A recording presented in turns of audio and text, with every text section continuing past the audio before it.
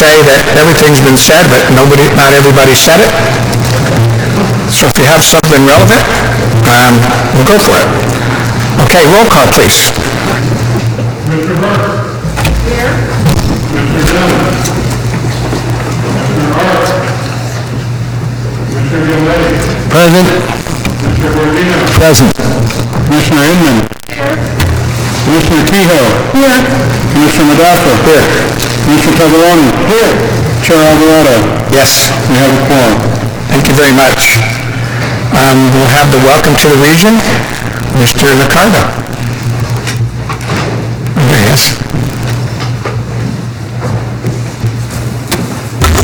Thank you, Chairman Alvarado and members of the Commission. Welcome to San Jose. It's great to have you here in America's 10th largest city, in the heart of Silicon Valley. You are indeed in the midst of innovation all around you, just adjacent to City Hall within the same building as the U.S. Patent and Trademark Office. We're proud to be the home where more patents are issued than any other city in America. And we believe passionately in innovation here. And we're grateful for the extraordinary partnership that we have had with CTC over the years. And we're certainly grateful for the good work you have done. And let me start with something I think many of you have just recently viewed this morning. The $835 million that this commission has allocated to our BART Phase 1 project has been critical.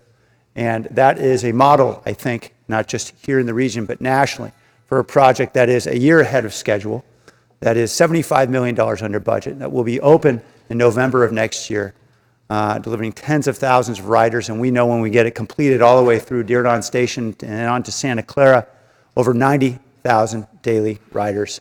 And that is because of your support and our partnership. And I'm very grateful for that.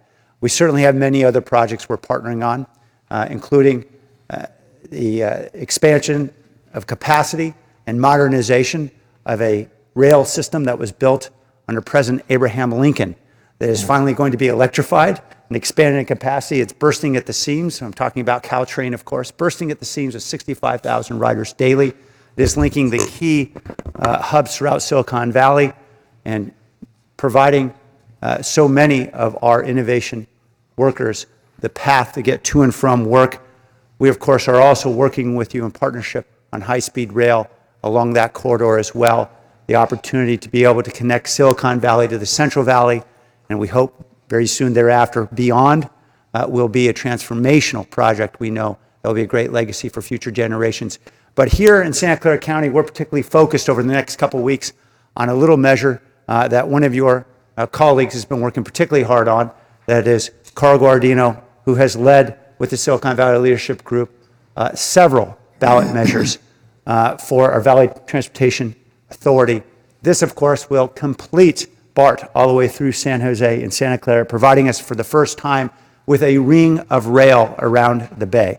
It will enable us to expand Caltrain capacity, to be able to provide $1.5 billion in expressway and highway interchange projects, which we hope we will be leveraging in partnership with you to bring additional state and federal dollars in to address our congestion challenges and a host of other improvements. Of course, this measure will only take hold if we have the support of all of our voters, 2/3 of our voters, I should say, on November 8th. We know that all of this work is critically important, but I just wanted to bring your attention to one other element that I think is unique about this region. Just a few blocks from here at Diridon Station, we have the opportunity to create the busiest multimodal station west of the Mississippi. When BART is completed with high-speed rail, expansion of Caltrain, now bus rapid transit line, which is currently under construction, light rail, Amtrak, Capital Corridor, we will have 600 trains a day moving through this station. This is an extraordinary opportunity, certainly for Silicon Valley, but for the entire region. And we look forward to our partnership with you to make this dream a reality within the next decade. We've got a great team here in the city of San Jose. Jim Warpall, our Department Transportation head, is here, and I know many representatives from the Valley Transportation Authority as well. We all work very well together, and we look forward to working with you to make extraordinary things happen in Silicon Valley and throughout the state. Thank you for the time, and welcome to San Jose. Thank you.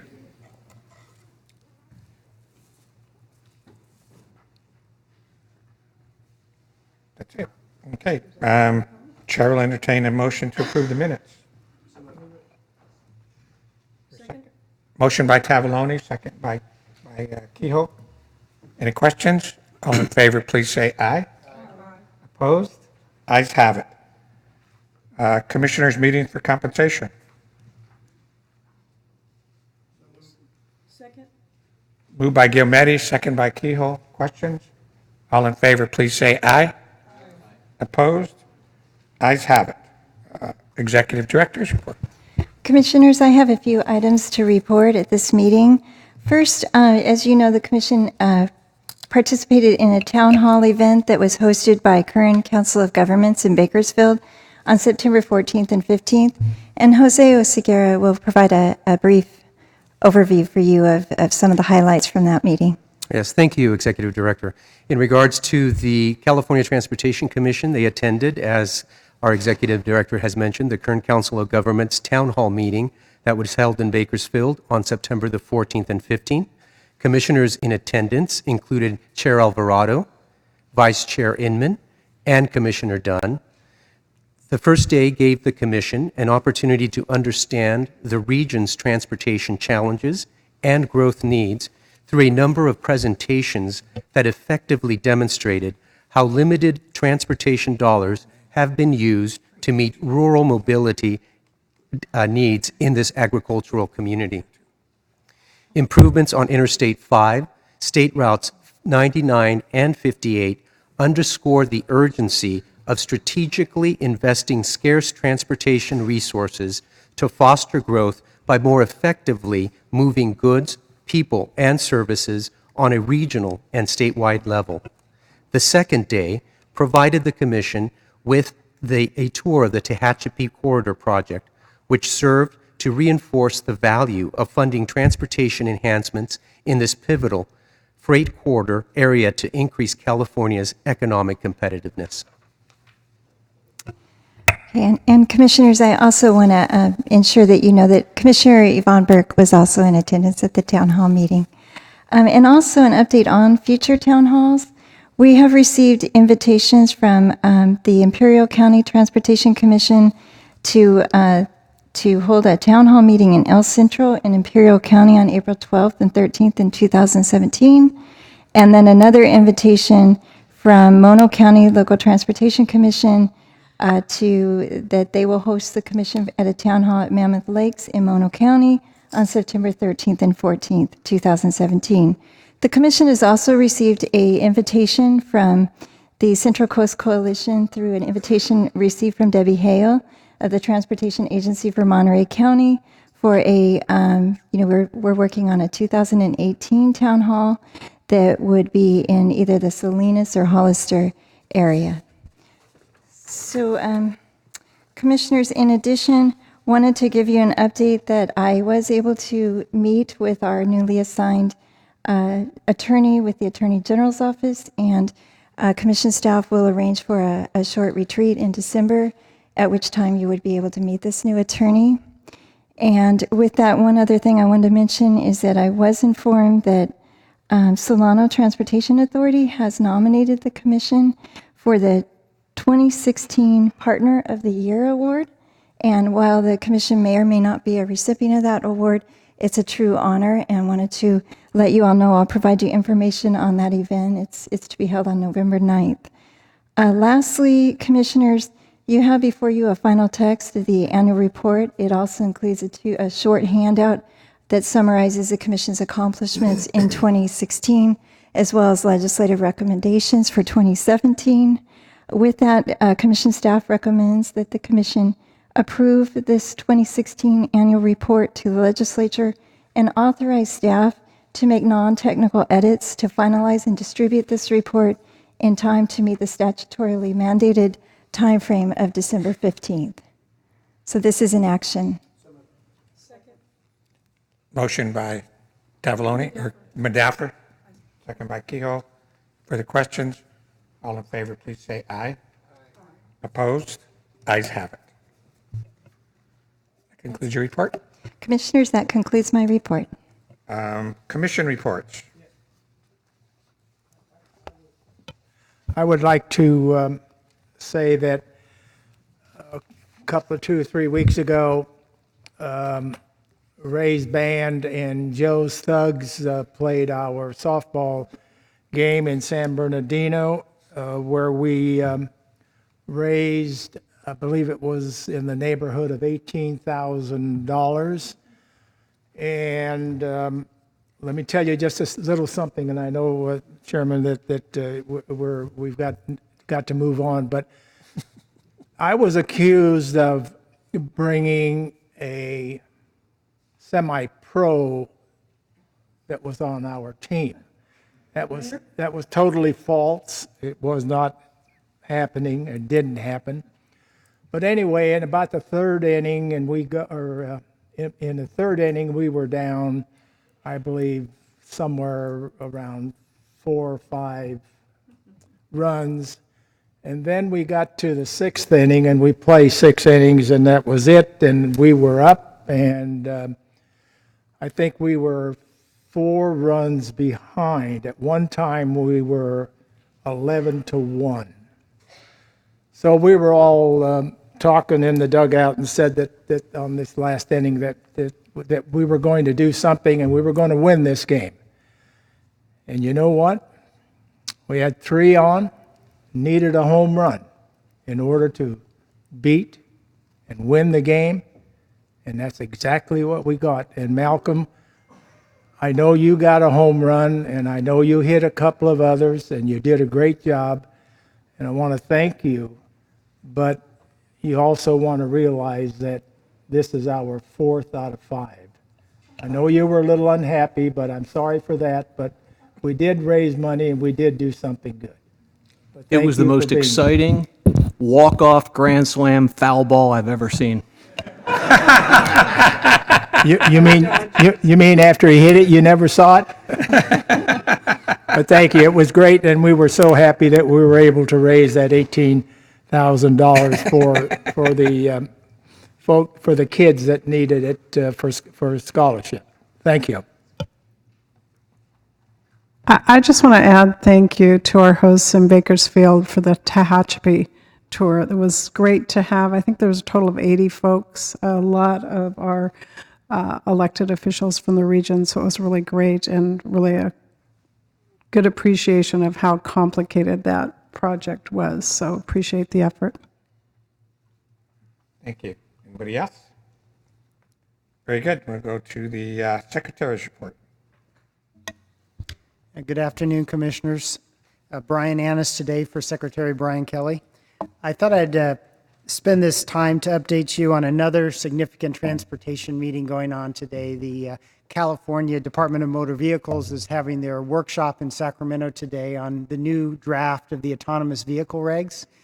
And just for a little background on this, this kicked off in 2012 when Senate Bill 1298 passed that asked the DMV to promulgate regulations on testing and ultimately operation of autonomous vehicles. The Department of Motor Vehicles previously fully adopted the testing regulations, and those are in place and in use. Earlier this year in January, the DMV released a informal draft of the regulations for full operation of autonomous vehicles on California roadways. There were some opportunities for comment, and also subsequently, the National Highway Transportation Safety Administration came out with their own guidance on autonomous vehicles, which was very good timing because in this most recent draft that just came out September 30th, DMV was able to incorporate the NHTSA guidance so that state regulations will likely be very consistent with the federal guidance. Just a couple points on these new draft regulations. They do provide that path for operation of autonomous vehicles on California roadways. As I said, we do now incorporate the NHTSA vehicle performance guidance for automated vehicles, which use a 15-point safety assessment to certify the vehicles as safe on California roads. Lastly, these new regulations relative to the prior version go further in that they go beyond just what's termed as kind of a level 3 or mid-range autonomous technology rollout, but actually would include the level 4 and level 5, the full autonomous vehicles that would not require a licensed driver be behind the wheel. And this was something that the blind and disabled community had brought forth after the January regulations, asking if they can be fully comprehensive and cover the technology as it continues to evolve and ultimately fully evolves. So these are draft regulations, and the next step will be to go before the formal regulatory process with the Office of Administrative Law. So there'll be a couple months from now another release of regulations to the Office of Administrative Law, and that'll kick off additional public comment periods. But the regulations are very much moving forward now, and again, we're happy to be working closely with NHTSA as the regulations are developed and finalized. Thank you. Any questions? I'd like to welcome Senator Bell.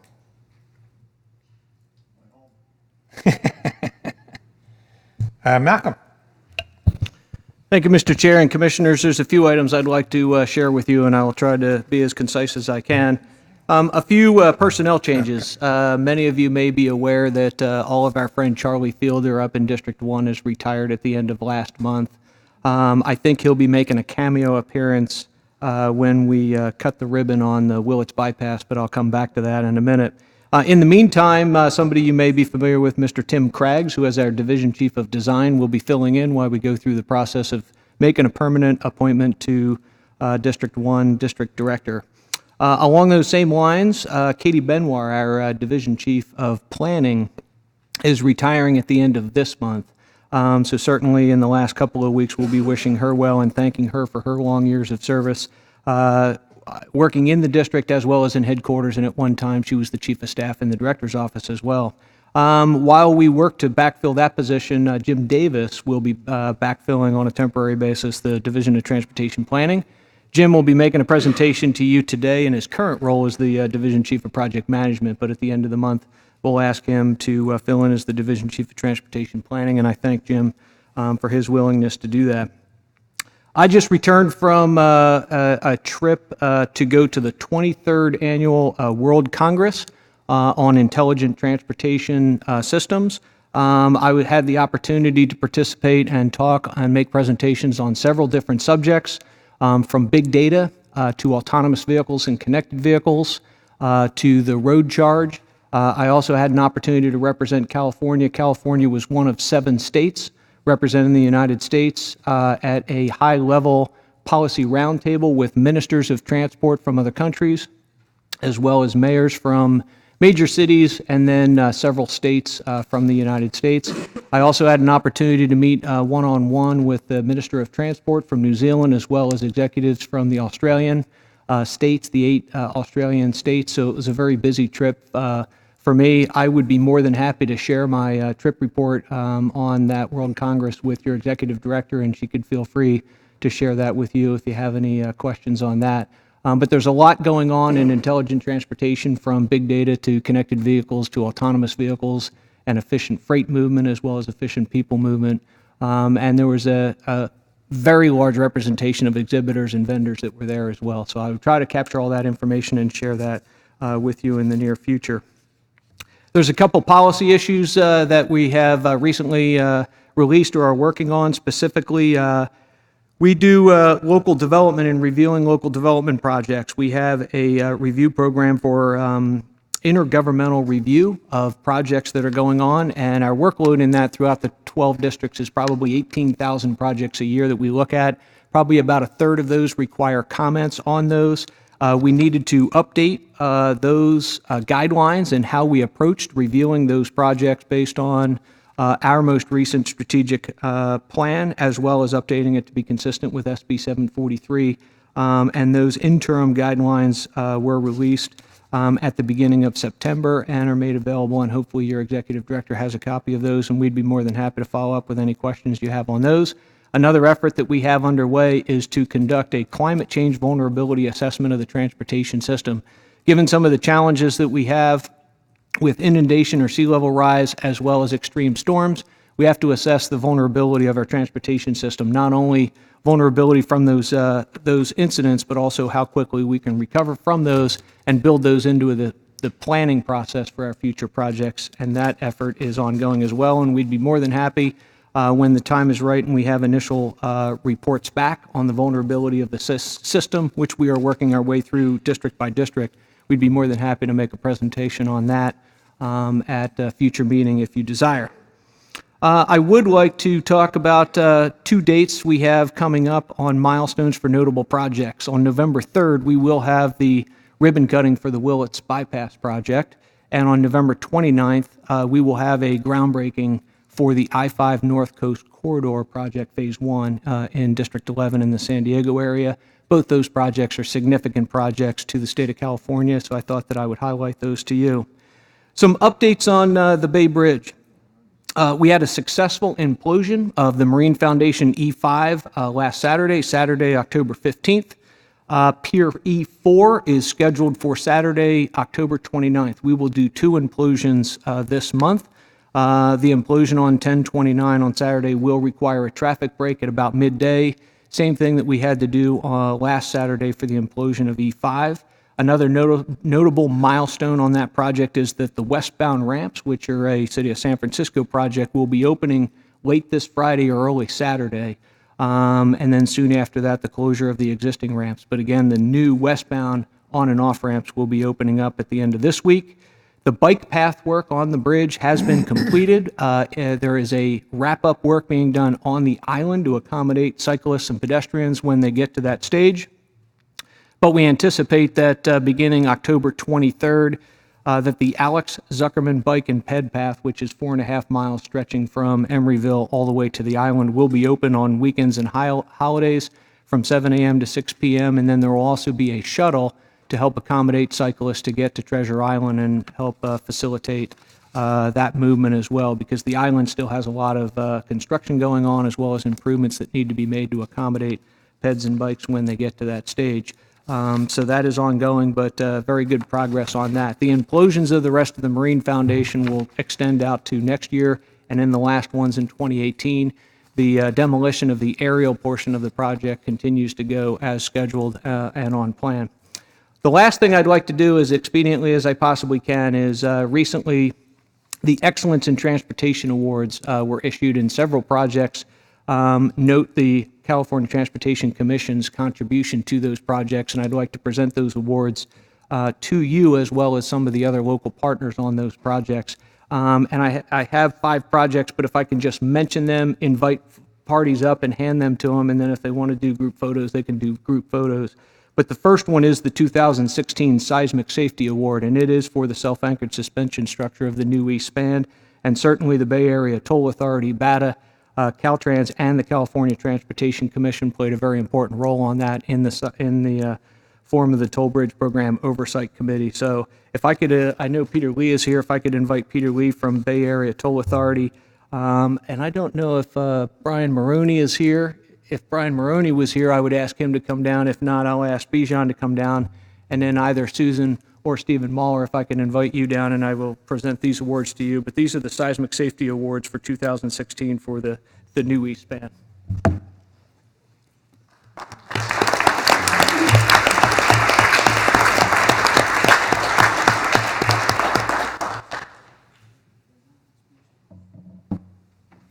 And then as they're taking a group photo, I'll move on to another project that I think that is local context, and specifically MTC was involved with the Jamison Canyon Road project, and it was the award winner for the rural project. And our project manager is actually here as well, Kelly Hirschberg. So if I can congratulate MTC and Caltrans for their participation on the Jamison Canyon Road widening project as well, and invite Ross McKeon as well as Kelly Hirschberg to come down.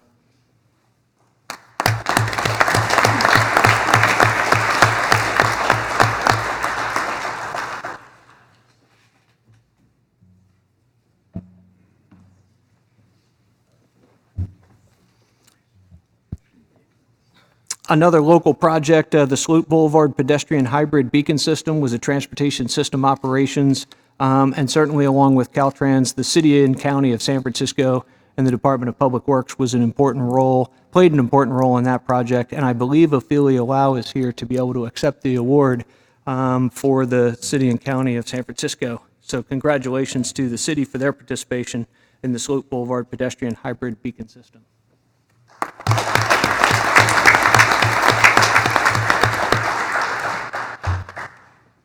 And then there was also a public awareness campaign, Spare the Air Youth, which received an Excellence in Transportation.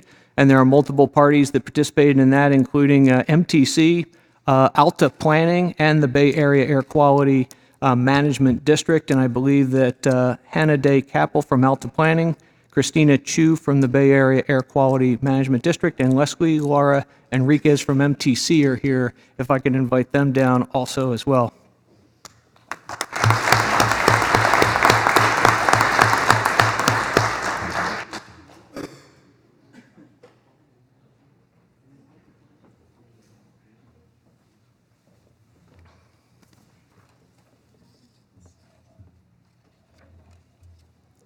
And the last one I have is also recognizing the San Francisco-Oakland Bay East Span seismic safety project for the implosion of E3. And again, Caltrans, MTC, and the CTC played a very important role on that. So I'd like to present CTC, Stephen Mahler, Peter Lee from MTC. And again, on behalf of Brian Maroney, I'll have Bijan come up for Caltrans. And this is again for the implosion of P3. So congratulations to them, and thank you for your acknowledgments.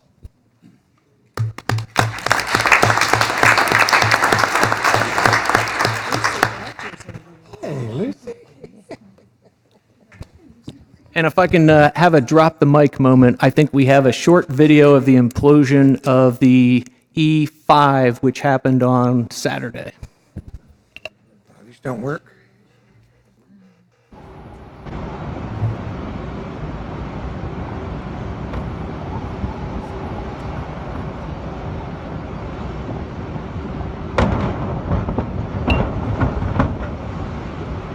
So that 3 or 4 seconds did the work of what would have taken us probably 6 months to remove. And not only was it the most expedient, it was the most cost-effective and the most environmentally friendly. The Pier E4 is in the background and will be removed in a couple of weeks. So again, Mr. Chair, thank you for your time.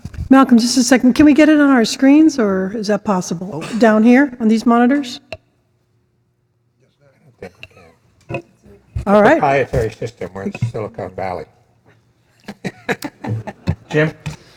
Malcolm, these implosions were a different technology than you're going to have to use at the other end of the bridge, correct?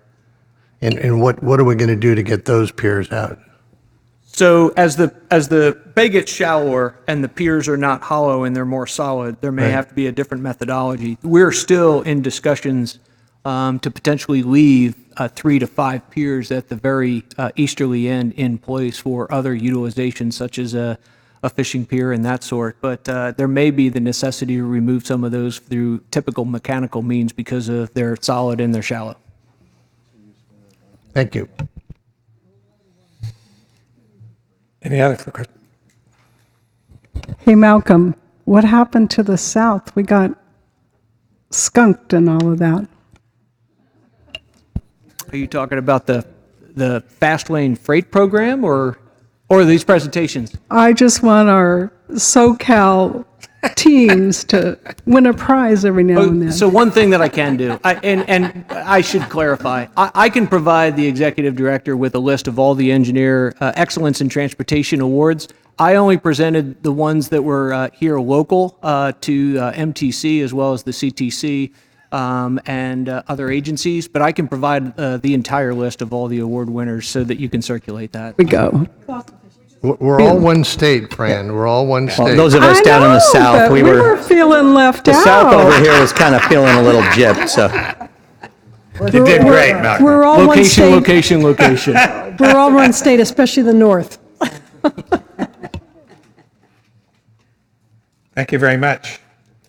The one, the only, often imitated, never duplicated, Vincent Mamano.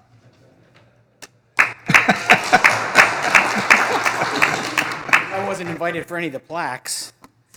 I'm a little hurt by that. Gotta tell you something, Jenny. It is. It's a hint. It's a hint. I don't take hints, though, so for the record. Good afternoon, everybody. Couple things. We've got August redistribution. California got $293 million in August redistribution at the end of the last federal fiscal year. Yeah, woohoo is right. So nice job to Norma and the team to get everything lined up to make that happen, and Ray Zhang and locals. So $293+ million came in August. There are 11 states that don't get that much all year long. I had somebody do some research for me, and the next one that just gets a hair more than that is Nebraska. So you guys got, in August, you got just a little bit less than Nebraska gets for its whole year program. So there's 11 states. So that's a testament to the work that goes out, the preparation, the ability to use that money immediately. I've said several times I've been in states where they've asked for a huge amount, and I've asked them, what are you going to do if you get it all? And they go, well, we can't deliver all of that. Well, California asks for way more than, Norma, where are you at? Over $1 billion that you asked for, I think, right? Right around that, and this was the most ever that we've received, and you can deliver it. If you got the whole kit and caboodle, you'd be able to deliver it. So that's quite a compliment. Appropriations, we have our authorization, the FAST Act, that goes out 5 years. Appropriation is the funding that comes each year. We're in a continuing resolution right now. That continuing resolution goes till December 9th, I believe, is the date. So so that's the only amount of that apportionment that any state can get, is that all the way up until December 9th. I think we would agree that that's not an easy way to run a program, but that's where we're at right now. So we're waiting for an Appropriations Act to get us all the way through the rest of the federal fiscal year. Along the funding line, we got $100,000 for statewide innovation council pilots that they're going to do. There's several pilots that are happening there, so that's a separate discretionary money that comes out of federal highway under the Everyday Counts initiative. So a lot of work that's gone into that. I appreciate that. There's going to be an Everyday Counts summit. The commission will be invited to that on December 3rd, I believe is the date, somewhere around there. We've had several of those here in the state. Sad news, California is not the biggest program anymore. Sorry about that. Texas, $37 million more a year than you guys. I'm just saying, it's what you guys put to what you guys put into the trust fund is what comes out. So there's been an adjustment. This is the first year in a long time, I think, that California hasn't been the biggest program, but it's by $36 million. But August redistribution often will kick that over that. Couple other things. There was an annual 19th annual National Tribal Transportation Program meeting down in Anaheim a couple weeks ago, and I want to thank Malcolm for being a part of that. He had a lot of people from that. It's a whole from all over the country. So we had tribes from all over the country. There's over 500 tribes in the country. There's 200 plus in Alaska. There's 100 plus here in California. And the way that California was talked about with the tribes was very positive. I mean, I don't think anybody would argue that we are where we want to be. But the Native American Advisory Committee that Malcolm has, that has several tribals, there's a process of getting tribes onto that committee. It gives a lot of input. There's a lot of data. There's actually a lot of work that committee has done to help with CHP and data transfer and sharing of data, and CHP working on tribal lands and things like that Native American Advisory Committee has done. And I talked to tribes all over the country, and I talked to our federal lands division that deals with tribes, and the head of our associate administrator for federal lands. The comment he made to me is, this is how it's supposed to be done. What California is doing, what they're trying to do. I'm not going to argue and say we're done. We don't need to do anything different. We're constantly trying to get better. I'd argue that everybody needs to make sure tribes are at the table, not responding to something. They're at the table for the decision, not getting the paper later and responding to a decision. Along that line, we have the Memorandum of Understanding for NEPA assignment. That's California's ability to deal with the entire NEPA process. That MOU, Memorandum of Understanding, should be in the Federal Register any day now. We just got the submission from California requesting that to go into the Federal Register. There'll be a comment period in the Federal Register. So everybody who wants to comment on that, there's an opportunity. We had a consultation process, government-to-government consultation with a lot of the Pomo Indian tribes in Northern California before this went out. I'm anticipating a possible tweaking of the document when we get the comments back, but there's an opportunity, so keep an eye out in the Federal Register for that if you are interested. That's where we're at with that. I imagine there would be a question on how come it hasn't been signed. We can't sign it until after it goes through the Federal Register process, and then it can't be implemented until the waiver of sovereign immunity is passed in the state legislature. So that would be the only thing that would be holding us up from implementing and activating that. That expires at the end of December. The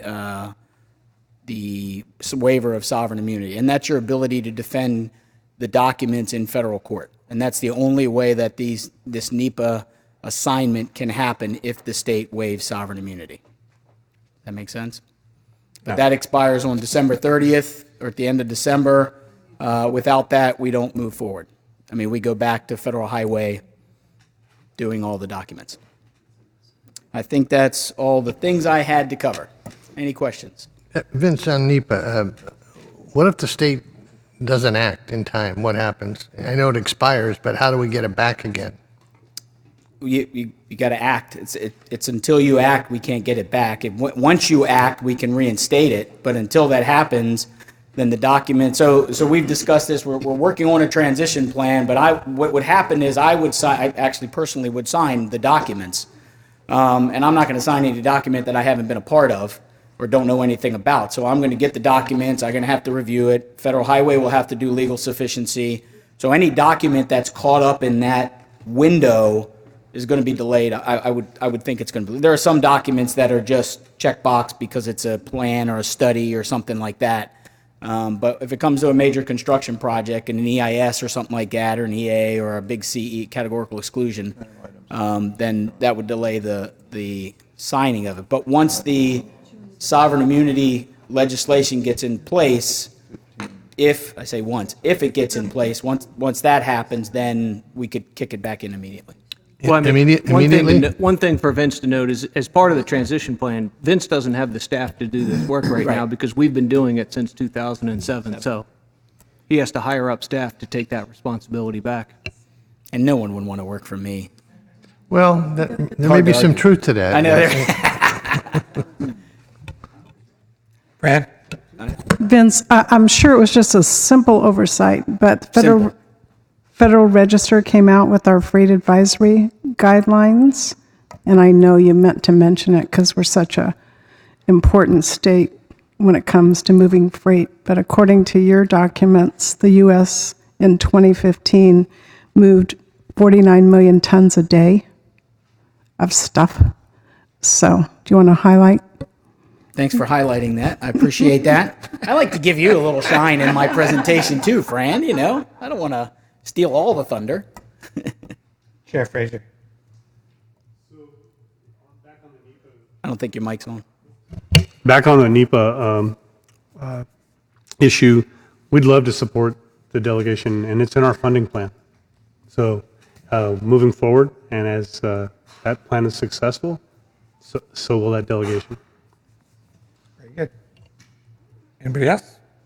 Thank you, sir. Thank you. Melissa, regional agencies.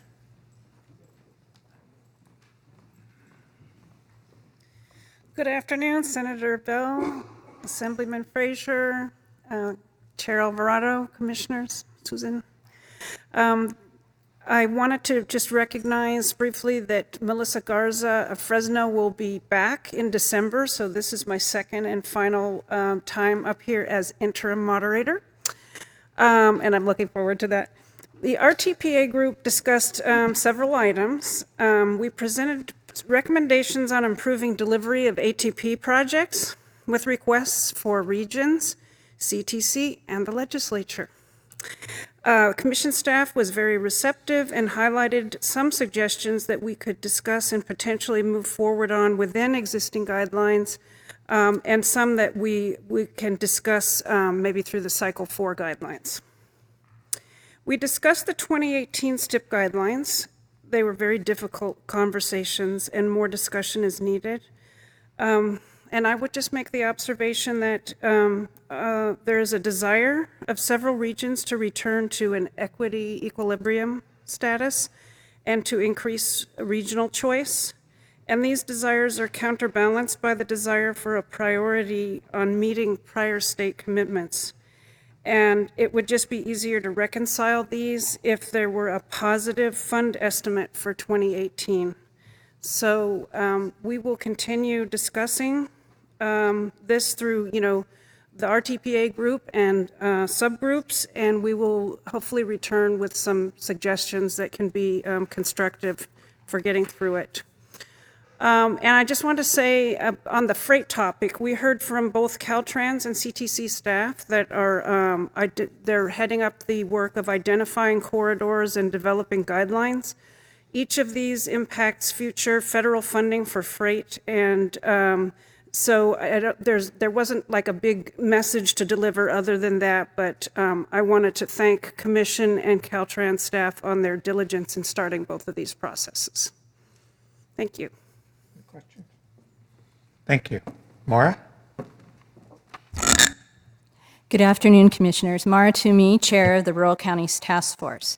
The Rural Counties Task Force met on September 16th and discussed the following issues and concerns. In regard to the RTPA-RTP guidelines, the rural counties appreciate the Commission's consideration of their concerns regarding the modeling chapter and believe that the second draft is more consistent with the requirements and resources of rural agencies. The rural counties remain concerned, however, about the inclusion of requirements which are not stipulated by state or federal statute and impose mandates that the rural counties do not have the resources to meet. We look forward to working with the Commission to address these concerns.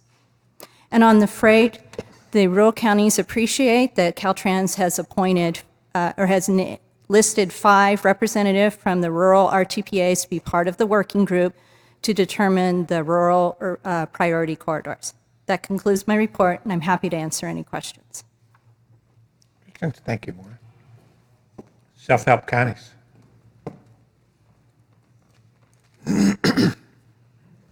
Good afternoon, Chairman Alvarado, Commissioners, Assemblymember Frazier, Senator Bell, Undersecretary Annis, Director Doherty, and Director Branson. My name is Krista Essner. I'm with the Orange County Transportation Authority, representing the Self-Help Counties Coalition today in place of Keith Dunn. The Self-Help Counties have 14 local transportation measures on the upcoming ballot in a few short weeks, 6 existing self-help counties, and 8 potential new self-help counties. We are very optimistic, and everyone is really working hard on these measures. We look forward to giving a full report on the successes following the election. Information on all 14 of the measures can be found on the Self-Help Counties website.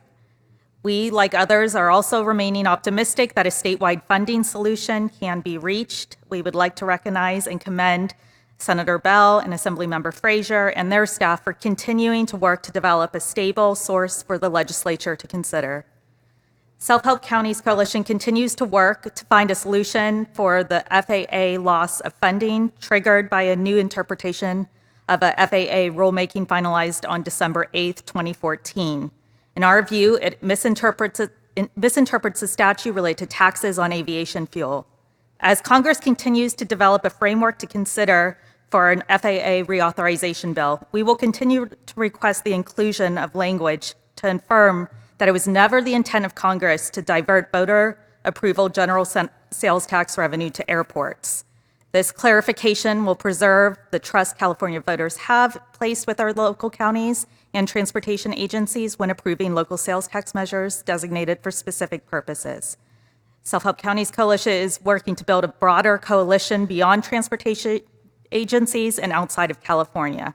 We have also retained legal counsel, which has prepared an analysis which we will be sharing with a broad lobbying coalition and are working to finalize an effort to coordinate a national strategy, which we will discuss and adopt at our December board meeting.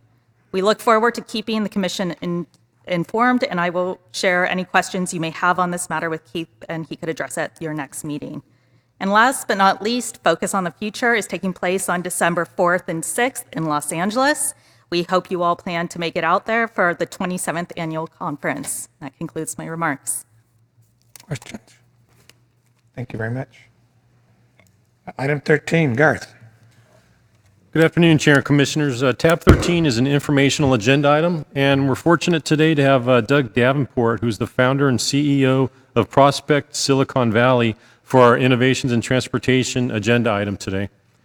Prospect Silicon Valley is a nonprofit innovation hub focused on solutions for sustainable, smart cities. They bring government, corporations, and academia together with startups, project teams, and expert staff to accelerate innovations in transportation, energy, and the built environment. Mr. Davenport, thank you. Thanks, and I really do appreciate the commission inviting me to make this presentation. I think my first question to you is, can you see these slides, or are all of my graphics going to be lost on you? Unfortunately, at this point in time, we cannot, and we understand that it would take about 15 minutes to get the computers aligned. Yeah, there's hard copies Very in, good. Okay. in the binders.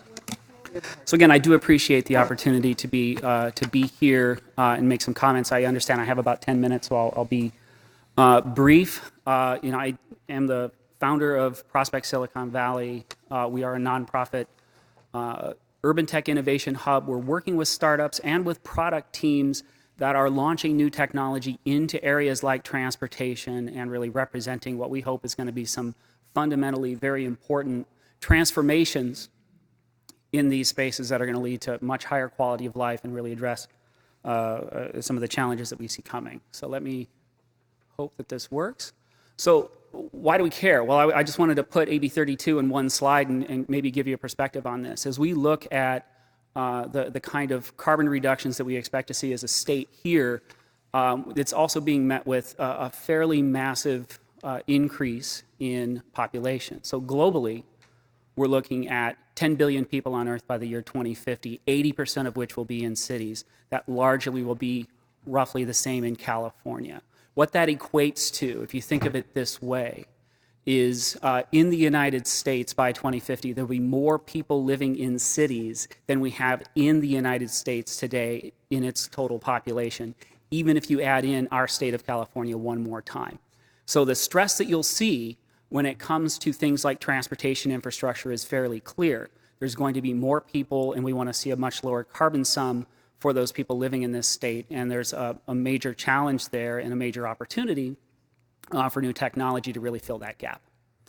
So that's why we care and why a lot of people care. We see the future, as we say, as increasingly urbanized, and these systems requiring, a new look and a real kind of standpoint of innovation and how you can use innovative technology to fill that gap. This moves across systems like transportation, energy, our built environment, and in many ways these are converging, as I think you'll see. And so we're very excited about that. Now, we run a technology demonstration center here in San Jose that was built by the city under Chuck Reed and also very, very strongly supported by Mayor Liccardo.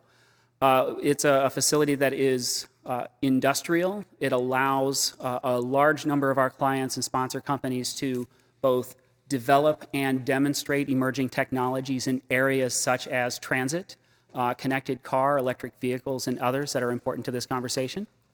And we're quite proud of the work that we're doing there to support those companies and to assist them in developing technology pilots and public-private partnerships that really represent the next wave of technology that we can be looking at across the board. So in the Bay Area, we're actively today, thanks to funding from the state of California and the federal government, looking at zero net energy building projects that we are leading in Northern California, advanced microgrid projects that are incorporating new forms of solar and energy storage into a campus in the peninsula, the use of grid services and the connection between our electric vehicles and the grid and the impacts that they pose to overall energy consumption.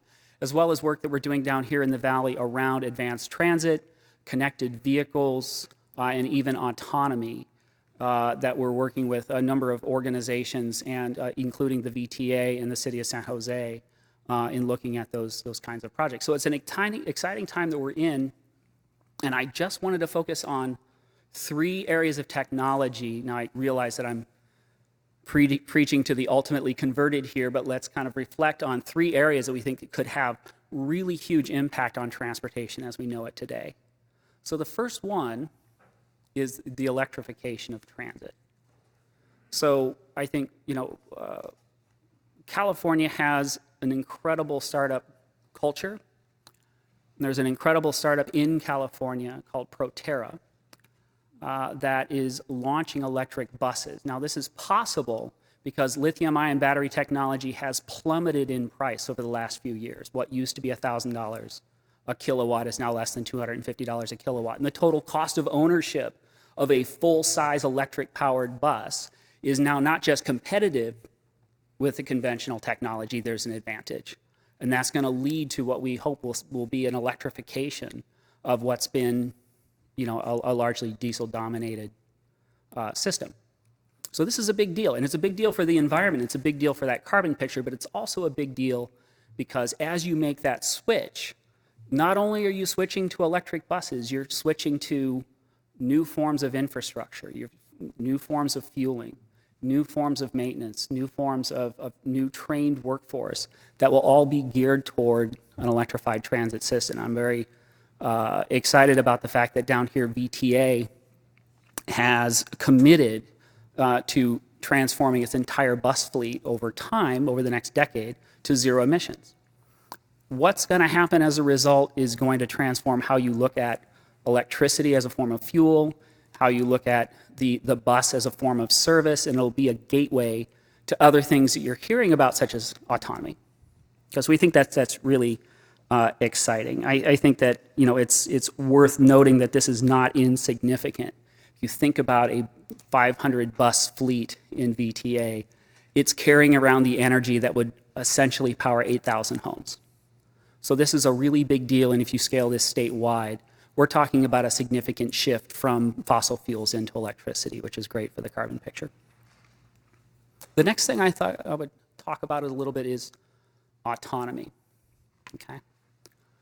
So everybody has heard of driverless cars. We know this is coming, but it doesn't stop there. If you know the story of Ford and you've followed the recent announcements by Ford, they've announced that they will be mass producing fully autonomous vehicles by 2021 that will be providing a new form of mobility to people in urban centers around the world.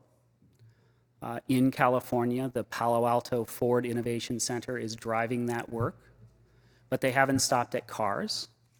They have acquired a ride-sharing company called Chariot, which are larger vehicles. They've acquired bike-sharing technology and a bike-sharing service. So they're thinking about mobility as a broader sense of opportunity for them. And I think, as you'll see, what we're looking at here is the possibility of not just driverless cars, but autonomy in the form of drones, in the form of transit, even in the form of trucking. And these things are going to be coming fast. So a true story, earlier this summer, people left, a couple of people left Google X's autonomous vehicle division, said they wanted to focus on trucks. 3 months later, a company called Otto that they had formed was purchased by Uber for a massive sum of money, and they're announcing that autonomous trucks will be rolling somewhere on the road in the United States next year. So what had been in the past a 7 to 8 or 10-year venture is happening very, very rapidly. And I think the velocity of technology that we can see coming out of in artificial intelligence as it applies to this kind of area of transportation is going to be really transformational. It's very worth your attention. It's worth paying attention to what can happen there. I think one thing is very important here that I just make a comment is that it's easy to be caught up in the really coolness of self-driving cars, or you get caught up in some of the ethical questions behind how autonomy might interact with us as humans, and I think those are very important questions. but it's also very important to stress that autonomy has to be something that serves society. If this is something that only replaces jobs, if it's not something that makes us safer, that increases mobility, that actually improves quality of life and extends quality of life, we haven't done our job yet. So I think it's incredibly important that we not just look at this as a technology. Last of all, I'll just very quickly talk about intelligent traffic systems. So the gentleman here from Caltrans said he had been at Melbourne, and so I'm very jealous he was able to go to ITS World Congress. It's very exciting that we're thinking about transit, we're thinking about mobility, but we're also thinking about traffic systems being an area that's really ripe for innovation. Traffic lights are now about 102 years old, and they largely haven't changed in that time. They go red, yellow, green, right? Just like artificial intelligence can really transform our vehicles and our mobilities, it can transform how we manage our streets, how we manage our traffic systems. The important thing here is that we can be looking at connected, intelligent, and even learning systems that are managing traffic, especially in this time between now and when autonomy becomes a much more significant factor. And it's incredibly important because as we have more people out and mobile, as we have more people mixing with other forms of technology, we're going to absolutely need a higher form of technology managing our traffic systems. That really impacts drivers, pedestrians, cyclists, trucking, delivery. Every aspect of transportation can start to really come together as a network. And the vision here is that those things will actually be bound together and that a learning, intelligent system can actually manage all the desires and needs of each one of those constituents, which is really exciting stuff. I just want to shout out to ITS California, a statewide organization that's working with cities and local governments around ITS, and somebody that we partner closely with, is doing incredible work to help raise awareness and prepare, really prepare cities for the idea that ITS can be part of their infrastructure. And we're also very proud of the work that Caltrans is doing with Mr. Greg Larson and the research division on the El Camino Real connected roadways testbed that's been ongoing for some time and is now in a very kind of exciting position to do great things there.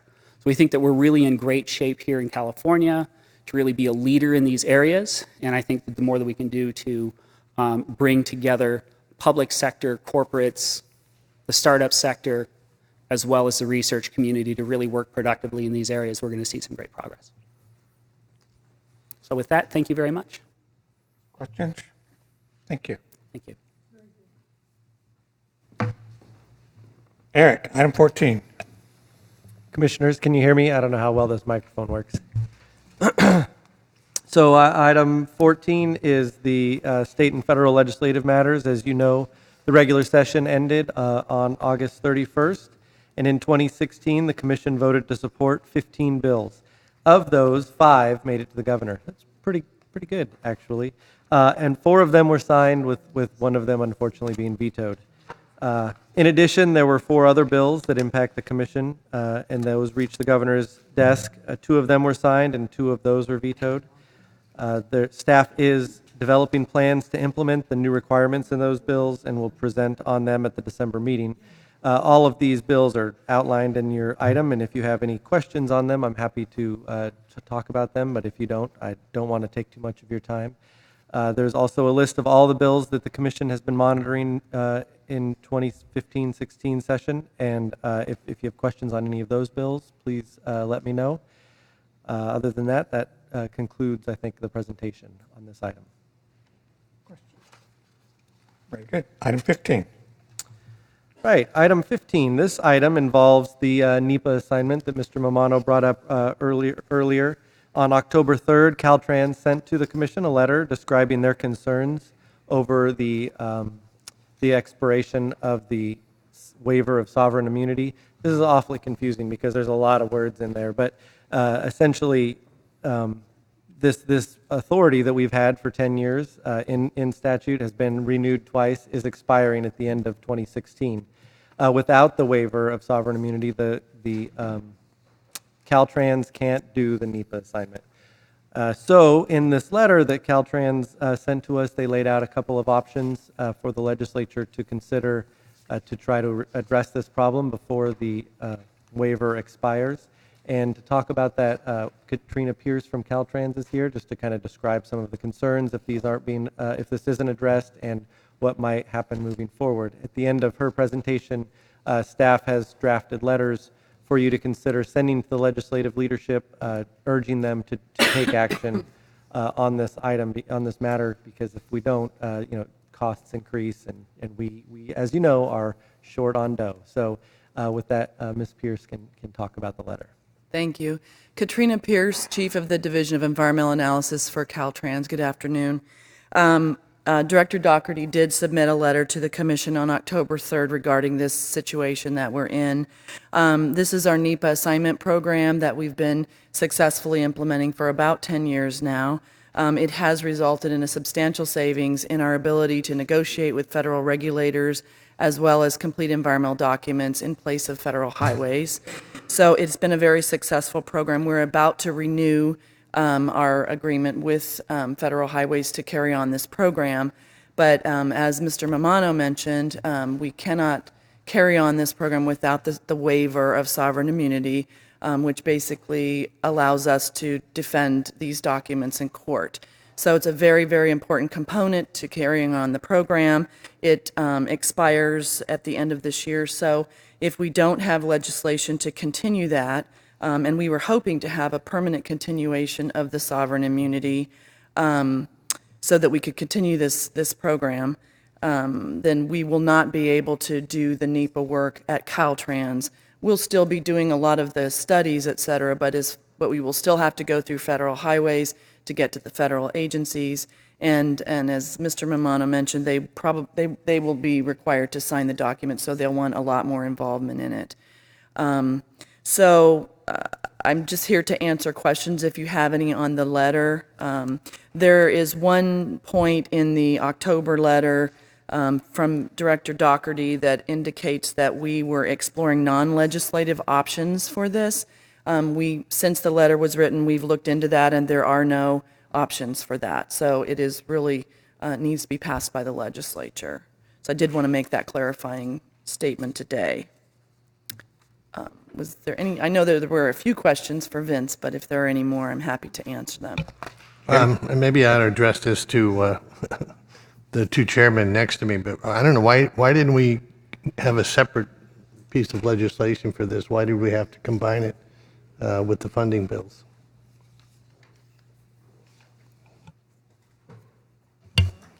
I think what's going to happen on this is we can do it two ways. We could do it through our special session bill if we're successful. We're working on that. The second way is to, the day we go back in the session, do a urgency bill and get it adopted as an urgency statute, which goes into effect immediately.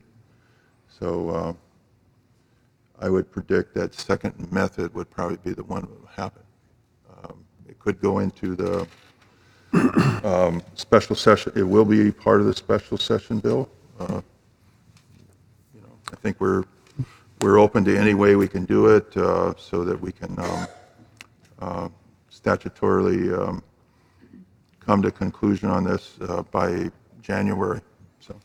But we won't need an urgency bill if we pass the funding bill. Right. So I think we move towards that, and we're making progress, and I'm very confident that we'll be getting that done. Franny? It's my recollection that several years ago we had a very powerful chart that showed us on average how much time and perhaps how much money we saved by doing this. Has that been updated? Because I think some of those visuals are very powerful in terms of, a lot of folks, it's kind of glasses over, their eyes glass over, but I think if we can really talk in terms of how many months, without compromising anything, that we were really able to save, that will help us all. We do have updated reports. We do report annually, and there was a link to those attached to the letter that Director Doherty submitted. But In a nutshell, we save about 5 months on attaining the biological opinions from federal agencies.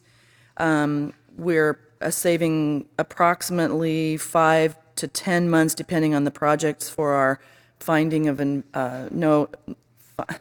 FONSIs, the finding of no significant impacts, which are the medium level NEPA document, and many, many years on the environmental impact statements.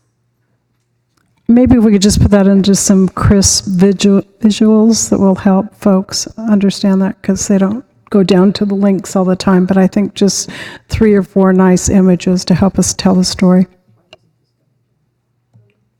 Further discussion? Quick question. Sure. So I'm really confused. It's October. Why wasn't this press the white button at the base behind the bottle? Got it. So why? This is October. Why wasn't this done at the beginning of the legislative season to put the request into the legislature?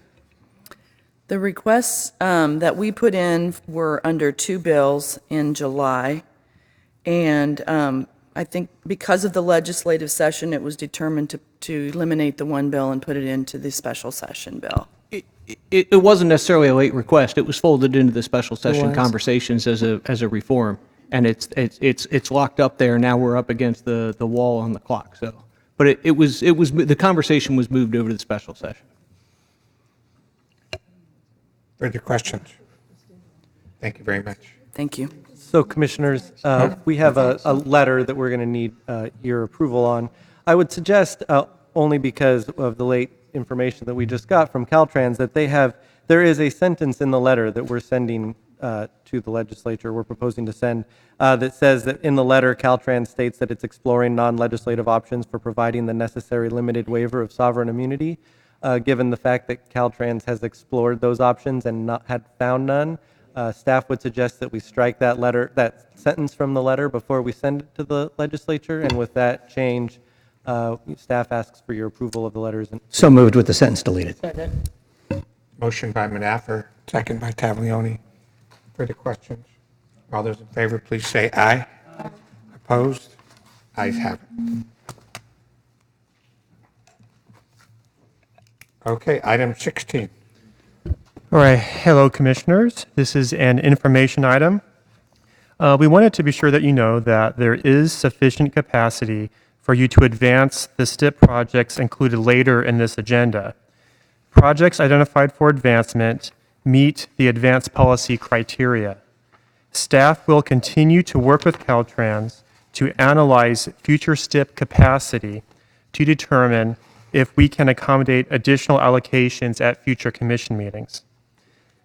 There is, however, sufficient capacity of PTA funds, but we have not received any advancement requests.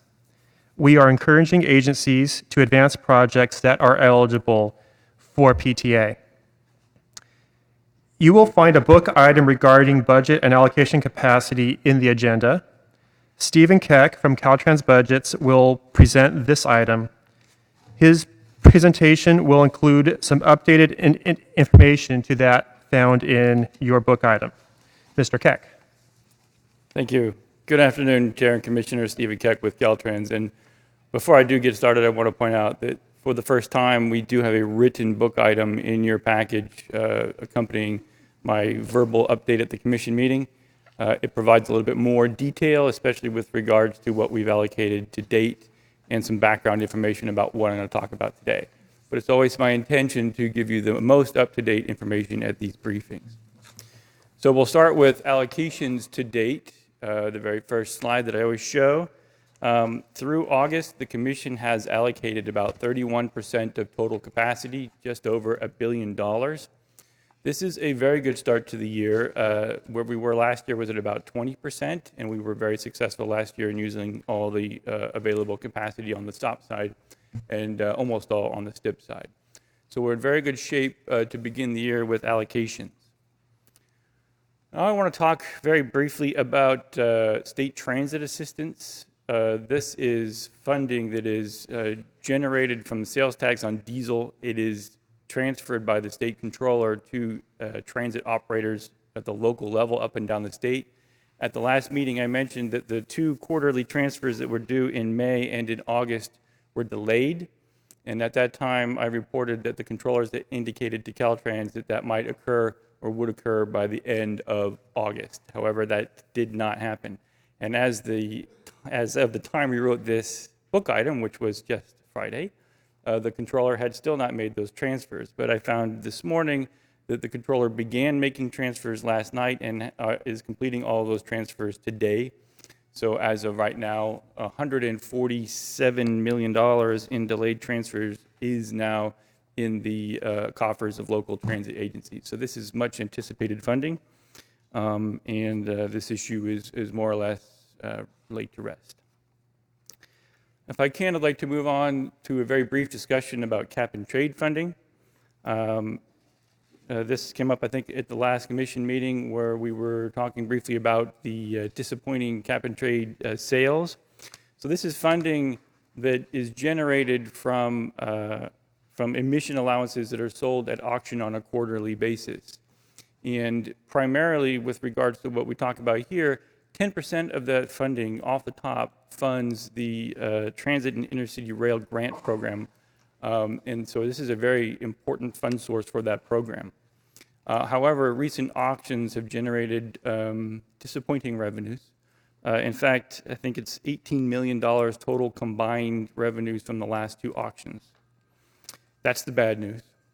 However, there's very good news, and that is that Assembly Bill 1613, which was approved in September, authorized an appropriation of some of the money that had not yet been allocated. So this is cash received by the state but not yet allocated.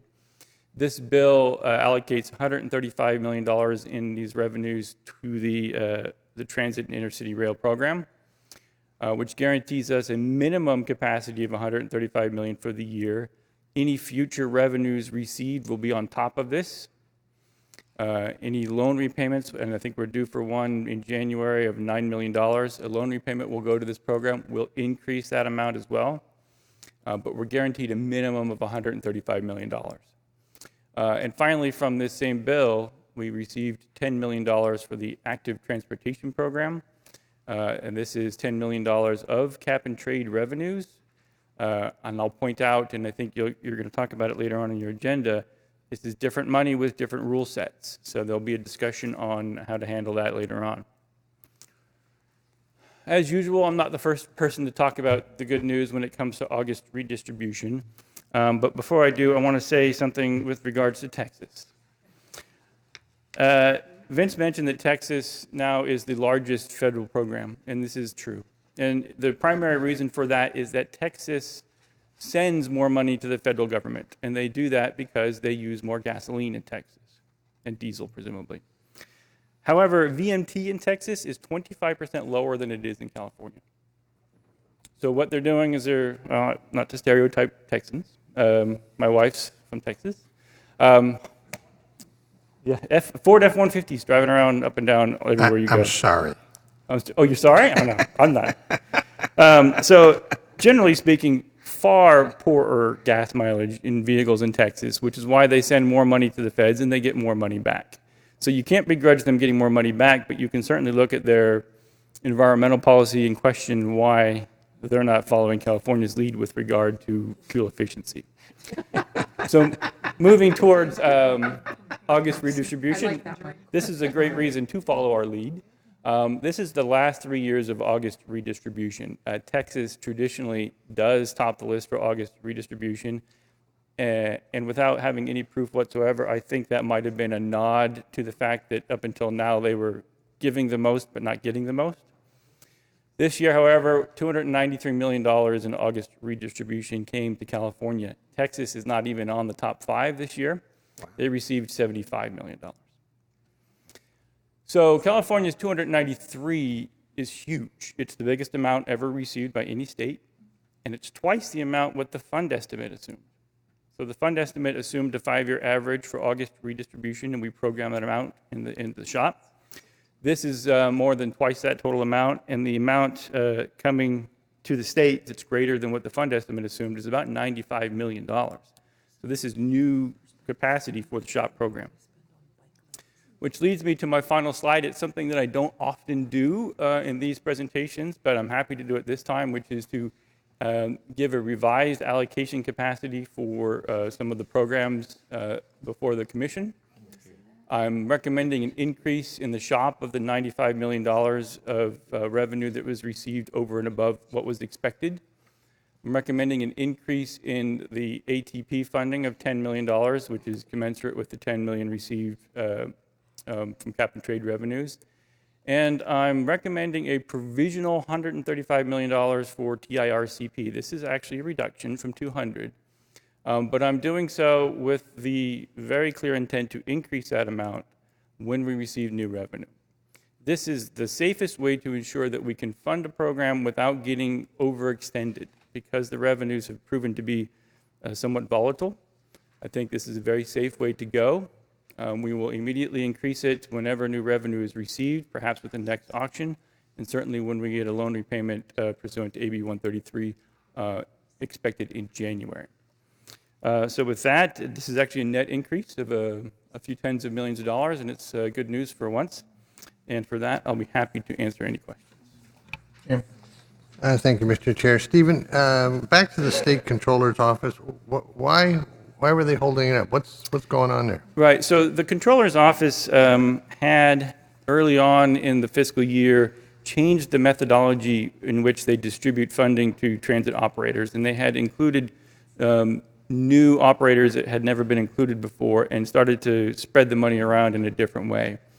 The legislature was somewhat concerned about this and eventually passed a bill, which the name of which escapes me, SB 838, that required the controller to go back to the old way of doing things. And so the controller had delayed making those two-quarter payments while this bill was going through, so that they would make sure to match the intent of the legislature. Why the delay after that, I couldn't tell you, but they have made good on their on the transfers. Okay, one follow-up question.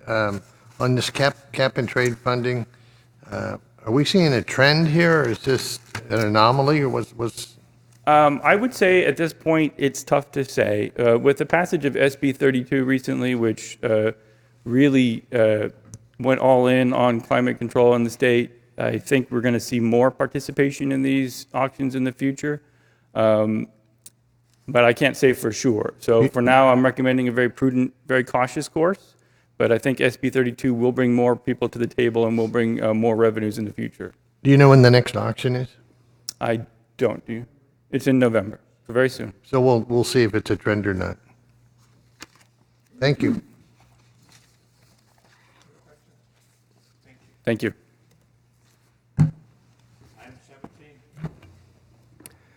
Commissioners, this item is the revised 27 Active Transportation Program fund estimate.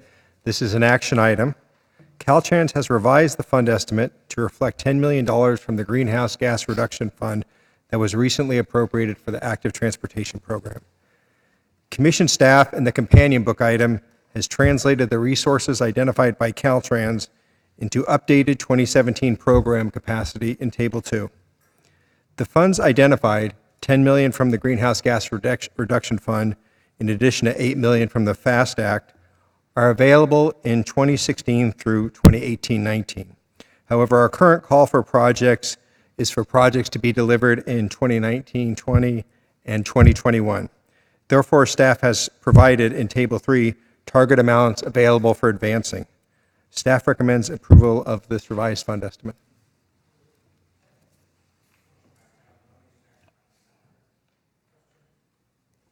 Please say aye. Aye. Opposed? Ayes have it. Item 18. Item 18 is a hearing on the 2017 Active Transportation Program guidelines for the use of greenhouse gas reduction funds. This is an informational item. The proposed guidelines can be found under tab 19, the accompanying action item. On September 14th, the governor signed AB 1613, appropriating $10 million from the Greenhouse Gas Reduction Fund for the Active Transportation Program. Staff developed the proposed guidelines to address requirements specific to the Greenhouse Gas Reduction Fund and the timing requirements of this appropriation. Projects funded from the Greenhouse Gas Reduction Fund must demonstrate greenhouse gas reductions using methodologies approved by the Air Resources Board, meet disadvantaged community requirements that are narrower than in the active transportation program, and report consistent with ARB guidelines.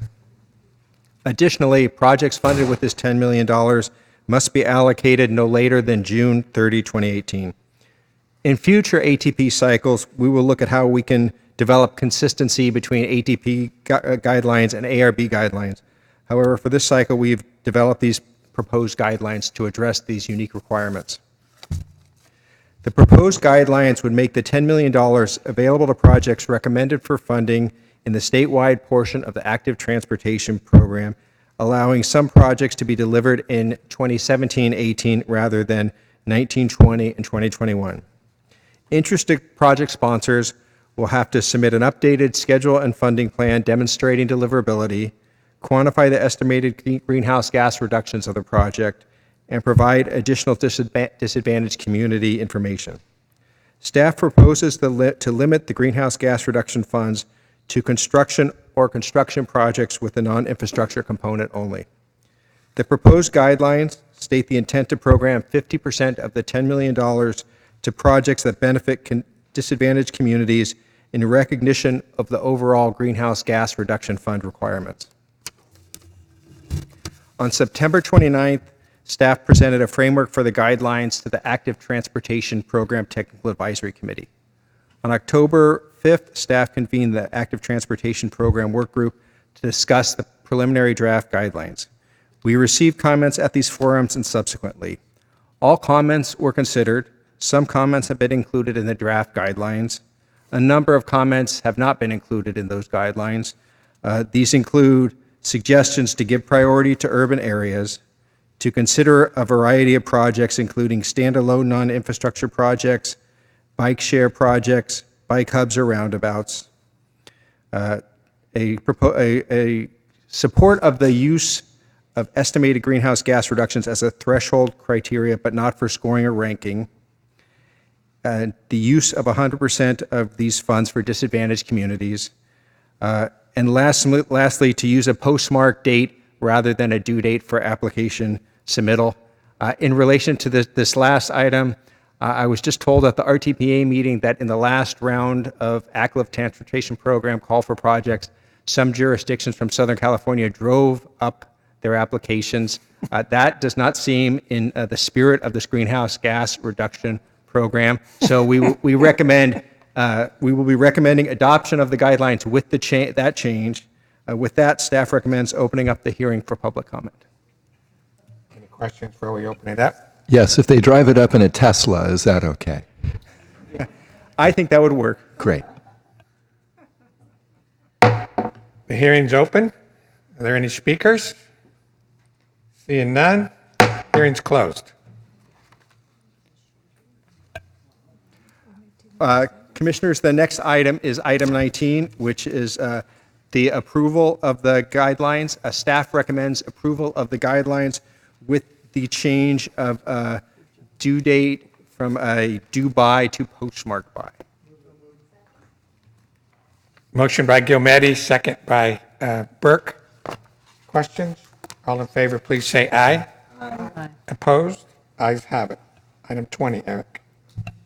Thank you, Commissioners. This item follows up on workload that we have, the Commission staff has been pursuing in 2016, based on a recommendation from last year's annual report that agency consider ways to bring folks together and develop a new way to do forecast methodology for Caltrans COS, or Capital Outlay Support Program. Brian Kelly, Secretary Kelly, thought that was a great idea, turned around and asked the Commission to put that group together and try to find a way to solve the problem. And so we did. We have been meeting over the course of the year with a lot of help from a lot of folks, including Caltrans, the LAO, Department of Finance, Legislative Analyst Office, Department of Finance, and Ledge staff. Am I missing anyone? And of course, agency staff was there.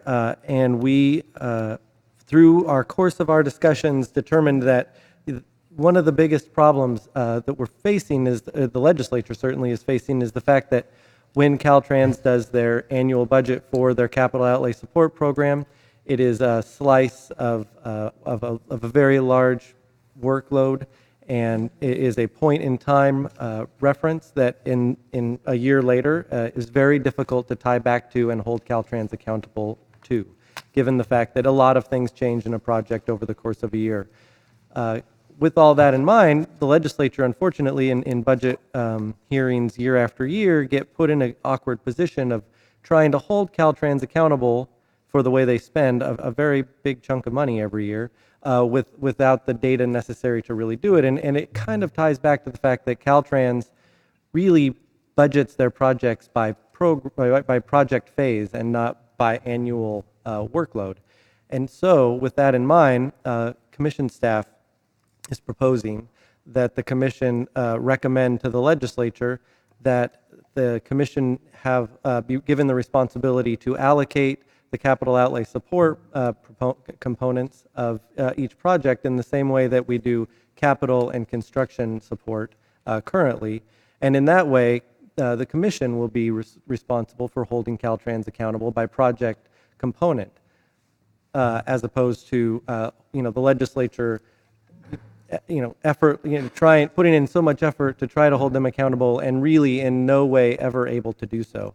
With this in mind, the commission staff has drafted the recommendation, and it is included in the draft annual report that the commission has approved earlier today.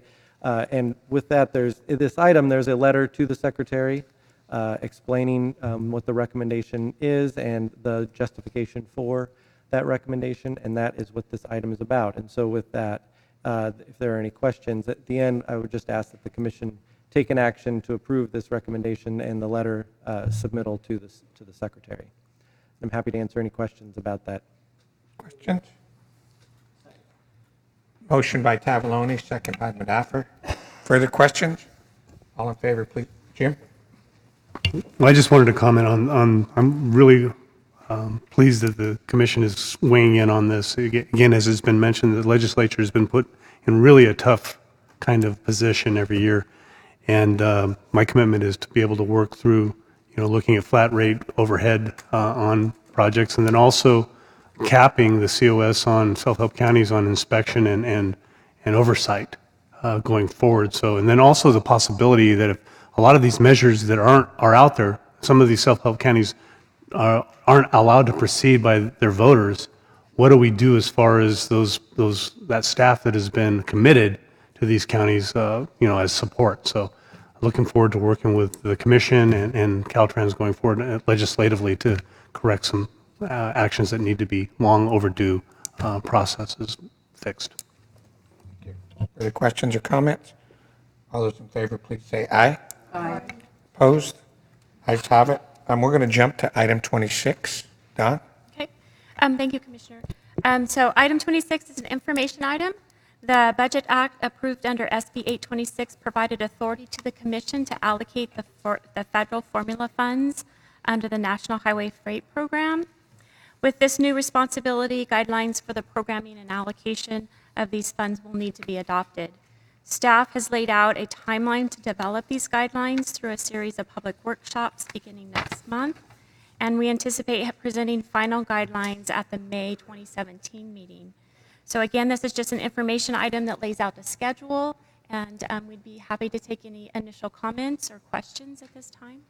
We have a speaker on the issue, Robert Taylor. Naylor, I'm sorry. You.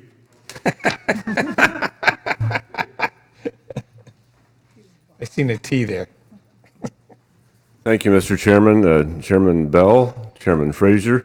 On behalf of LA Metro, we just want to underscore the idea that we accelerate the adoption of these guidelines. We have more than $100 million ready to be drawn down.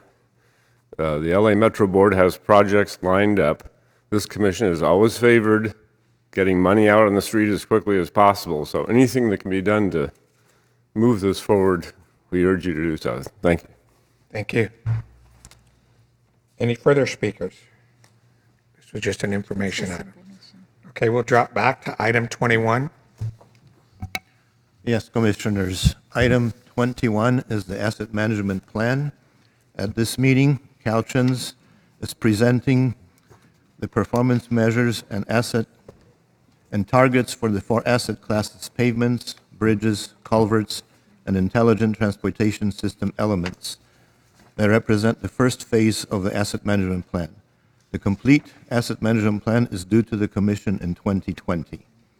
The first phase of the asset management plan will influence the 10-year SHOP plan that will be presented to the Commission in January 2017.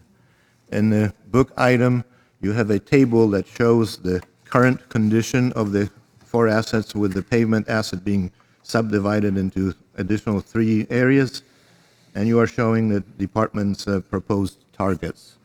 Mike Johnson, the State Asset Management Engineer, will make a presentation to you. After the presentation, staff will recommend that you approve the performance measures and targets as presented by Caltrans. Mike, take it away. Thank you, Chairman Alvarado, Commissioners, Assemblyman Frazier, Senator Bell. Today, we ask for your approval for the goal-constrained performance measures that the Commission approved back in March of 2015. A little background on this. The department has been tasked with producing a 10-year SHOP plan since the early 2000s under Streets and Highway Code requirements. With the passage of Senate Bill 486, the authority to approve the performance targets that are used in that plan now fall with the Commission. So this will be the first time we're actually approaching the Commission with those performance goals. However, the department has been producing these goals since early 2000 as part of that plan. For today, we're going to be asking your approval for the 4 asset classes. The remainder of the assets that are covered in the SHOP will come in January of 2017 with the 10-year plan.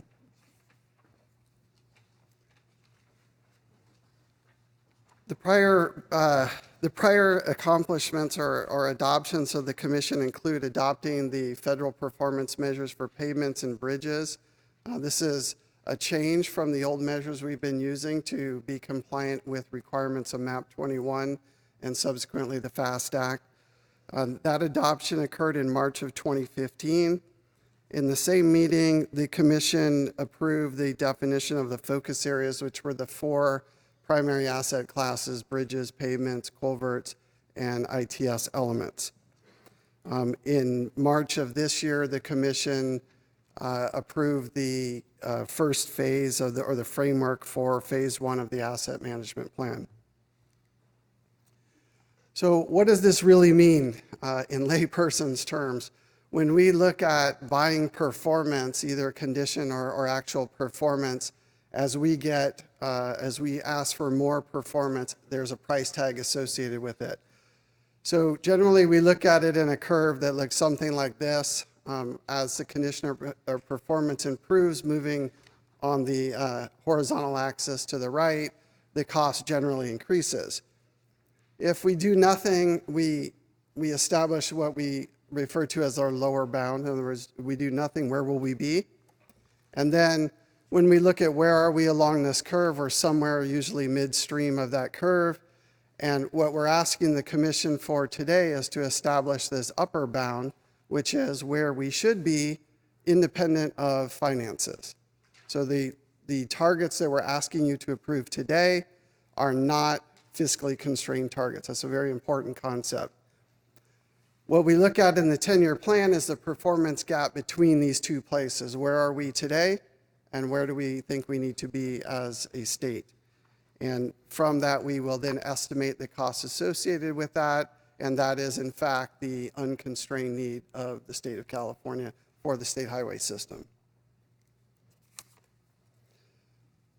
One of the significant changes here is the measure change. So this was approved by the Commission in 2015.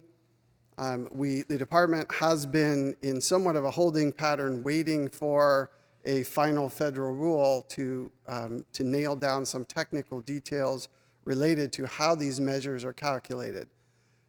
There's an attachment to your book item. I won't go through all of it, but there are very technical criteria that are very specific. I'm showing pavement up on the screen now, which shows that, for example, pavement is assessed under federal criteria based on its roughness, the amount of cracking, whether there's rutting or faulting. And there's very specific measurable criteria that will put it in a good, fair, or poor condition. These measures will be consistent across all 50 states in the United States once approved and the final rule is out, which right now is slated for December of 2016. So I put this up for a little levity. Although we changed the measure, it's still the same banana. The highway system hasn't gotten better or worse. It's generally in the same condition. However, under the MAP 21 measures for pavement and bridge, well, specifically pavement, it tends to accumulate lane miles, which is our measurement quantity, in the fair category, and a little bit less in good than we've historically considered. And it also makes it considerably more difficult to have your pavement become poor. So it's the same banana. There's a little bit different numbers in each of the categories, but nothing materially has changed on the highway system. With respect to setting these targets, we've been working with commission staff for a number of months now on these specific numbers. In general, we have to consider many things. The deterioration rate of the asset itself. In the case of culverts, for example, we're still adding inventory, so the rate at which the inventory is growing needs to be considered. The long-term costs of doing the work, in other words, i.e. life cycle costs, and the consequences of inaction or the risks that we would incur on the system if we don't take that action. And then there are more practical concerns, such as how long it takes us to affect a project, get it planned, programmed, and out on the street once a need's identified. So all of those factors come into play in setting these targets. We are generally setting a poor target for each of the 4 asset classes and a fair target. The poor target is probably a little bit easier to explain in that, generally speaking, we are looking primarily at the consequence of inaction for poor condition assets. So if we don't take action or we leave it in that poor category long enough, the consequences could be significant. So in a general philosophy, we're trying to minimize the amount of the asset that is in that poor category. For fair targets, they're much more complicated because we're generally looking at life cycle concerns. We're looking at trade-offs between preservation and rehabilitation and the cost differences between those two things. So those were a little bit more of a challenge, but we have worked through this, like I said, with the commission staff over the last several months. One of the significant things that I wanted to call to the attention of the commission is the recommendation within this book item to separate the pavement performance measures into 3 classes of routes. So we call them class 1, 2, and 3. These have been consistently reported by the department in our State of the Pavement report for years. But from the standpoint of performance management and establishing goals, it's being recommended so that we have the opportunity to tailor our investment to the specific class of route if that is the recommendation from the department and the commission were to adopt that. The benefit of doing that would allow the department and the commission to potentially focus funding on our highest volume routes, our class 1 routes, which are primarily interstates, which would have positive freight implications, as well as potential emission and air quality benefits of doing more work on those class 1 routes. And then appropriately, class 2 and 3 routes have performance goals that are somewhat lower in expectation than our class 1 routes, but we feel they're appropriate for the class and given all the constraints that we have to operate under. These are the specific recommendations for the goals for the pavement classes. So for the most part, the good is just what's left after you deduct poor and fair. So we're calling in general for 99% of the Class 1 pavements to be in good or fair condition, 1% in poor, and 98% for Class 2 and 3. Now, the breakdown between the fair and poor varies somewhat when you look at where we're starting from currently and where we have to go. So in other words, how big of a lift is it to take, say, Class 1 pavement from a current 4% poor to 1% poor? What does that mean? What does that take in terms of dollars? That is really the crux of what we're trying to do in the needs plan that is part of the 2017 10-year plan requirement. So we are trying to establish what is the value of the needs that are on the highway system, and these targets directly affect that total value. To help set these targets, we look at performance cost curves similar to the one shown on the screen. Let me explain this a little bit. The concentric lines here, orange, gray, and yellow, are representing different poor thresholds that are available for us to select from. And along the horizontal axis are various fair condition targets from 20 to 60% for pavement.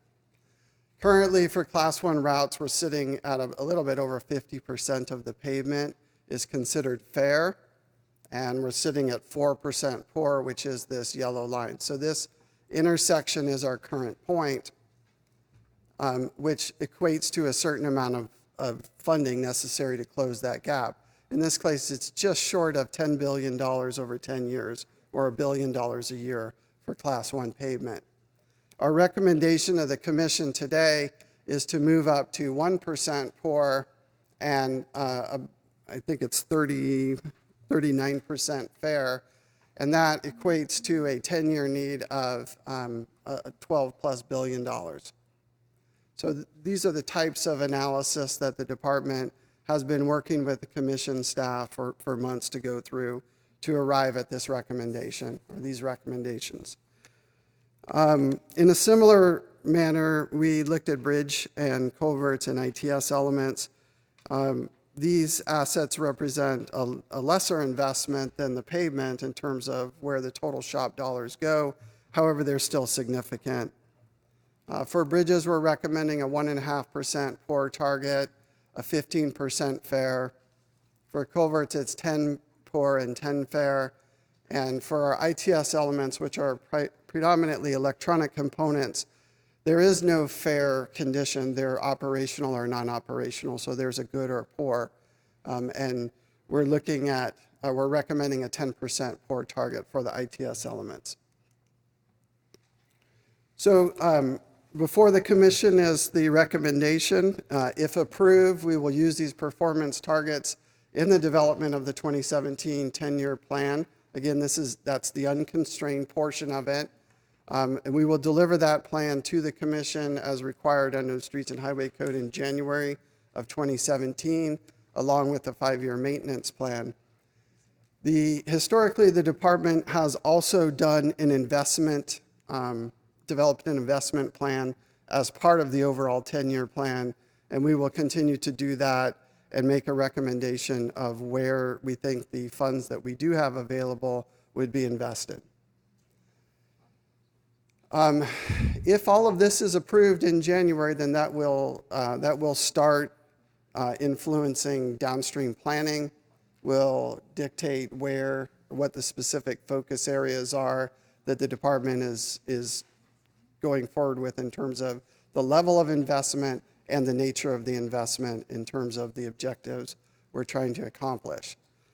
Regardless of what we ultimately arrive at with these goals, we will be monitoring these on an ongoing basis as part of our shift into asset management and specifically our implementation of performance management. So with that, if there are any questions, I'll be happy to try to answer them. Thank you. You know, I appreciate the report and everything, and I read it, but I want to tell you, in no disrespect, it's, to me, when you look at the trip report, this is embracing mediocrity. I mean, and I think that until, this commission, obviously I'll move this thing because the frustration I have is, driving on deficient roads costs California motorists $53 billion a year. I'm reading the TRIP report here. $2,826 is the average additional maintenance cost for somebody in Santa Ana. $2,824 in Oakland, $2,400 here in San Jose is what it costs the average motorist in additional congestion-related delays, traffic crashes, blah, blah, blah.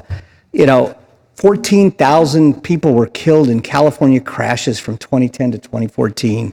$2.8 trillion in goods are shipped throughout California, mostly freight. And we're embracing mediocrity here. And I say this respectfully to, I know I don't have to say this to Senator Bell or Senator Frazier, they get it.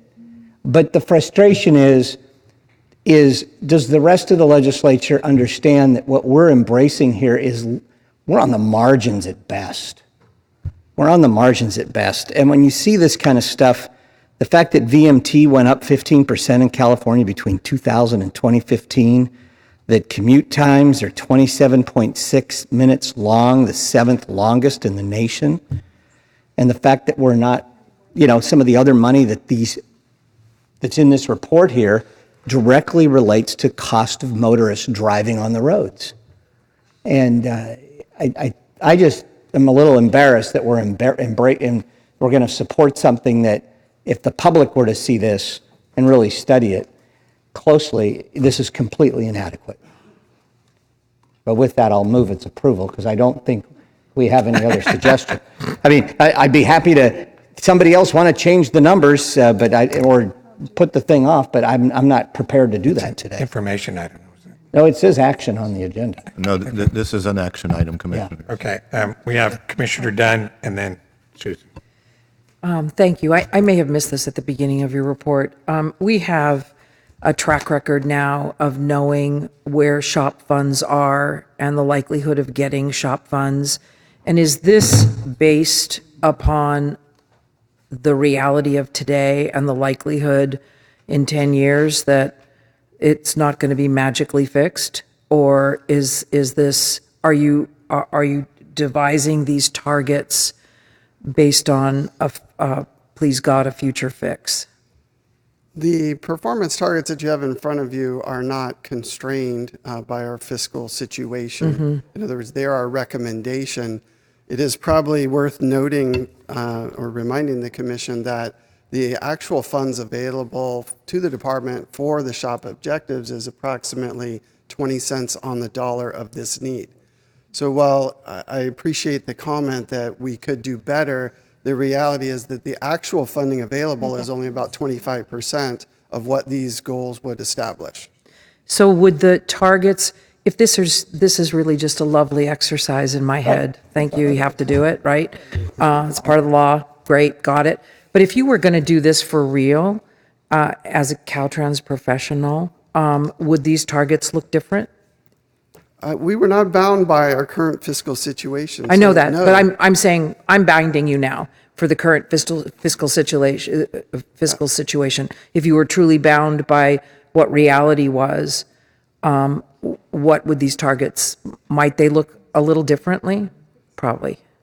If we're bound by reality, we mean fiscal reality. Yes. Then that will come in our investment plan. So when we have 25 cents on the dollar and we apply it back to the SHOP objectives, we have to make some very serious choices as to where that money goes and to what level. Right. It's clear to say that no prior 10-year investment plan has ever come close to recommending that we have the funding to achieve targets that are laid out in this goal-constrained need. Right. The pavement need alone is almost equal to the entire funding that the department has for all 33 SHOP objectives, including safety, congestion mitigation, air quality improvements, and other things. So we have 33 different objectives we're trying to achieve, and we have 25 cents on the dollar to do it. Yes. That is the reality of what we can accomplish, or what we call the investment plan. This is not the investment plan. This is simply establishing a goal that will allow us to come up with a cost estimate on what is the need on the system.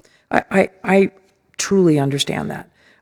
One of my big things here has been to try to help staff translate Caltrans reports and words and things into items that the public can understand. So, for example, when staff earlier talked about capital outlay support, nobody knows what those words mean in the real world. You have to use real language. You know, this means people and how many people are assigned to a project. We have to figure that out.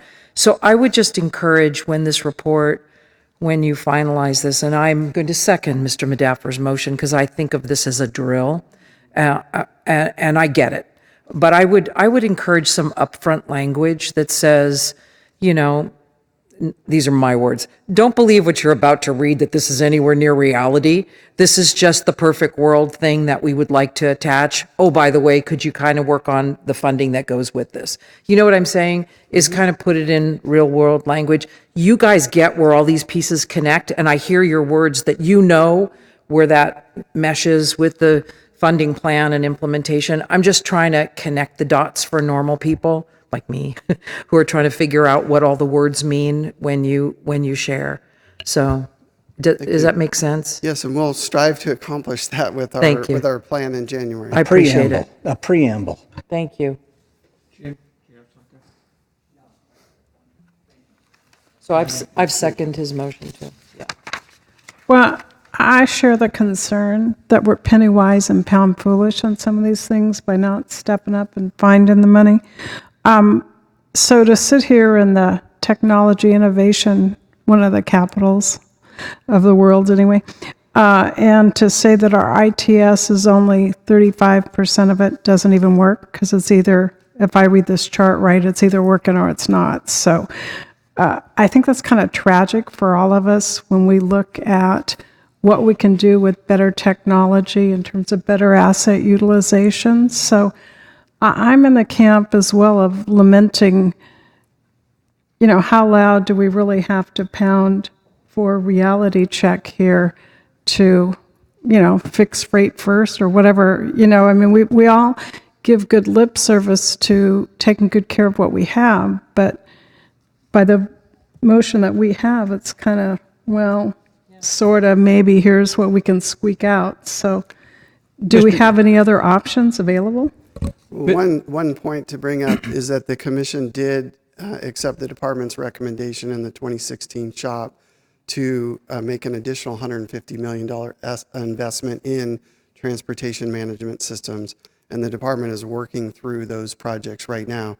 So our promise, if you will, to the commission when you adopted the 2016 SHOP was that we would move that performance to an acceptable level with that $150 million. And we will do that.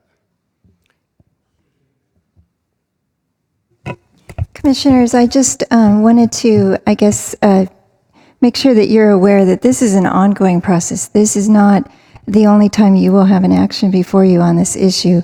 Under the law, under SB 486, the Commission, actually Caltrans has until 2020 to prepare a complete asset management plan.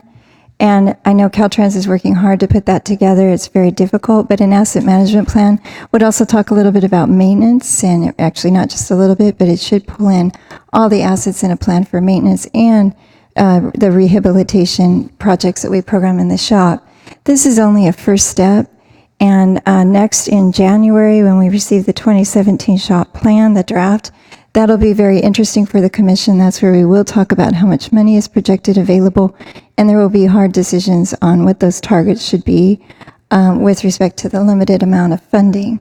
So I think one other thing, just wanted to point out that what the Commission does adopt as far as the fiscally constrained targets, that will inform the actual projects that are brought forward to the Commission for programming in the shop program, and there will be now under Senate Bill 486 quarterly reporting on those projects as far as the degree to which those projects are working towards achieving the targets based on the performance measures adopted here.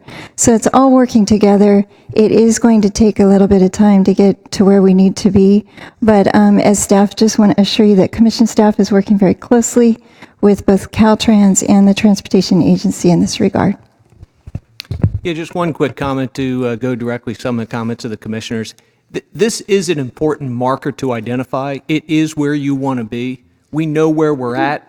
The more important marker is what you can accomplish with available funding and what percentage of this need can be accomplished. But it is important for us to identify where we want to be such that it also identifies the need when we talk to the legislature about transportation funding. So it's an important marker. The more important marker is what we're going to be able to accomplish with each programming cycle, and I agree. Mr. Chair. Oh, sorry.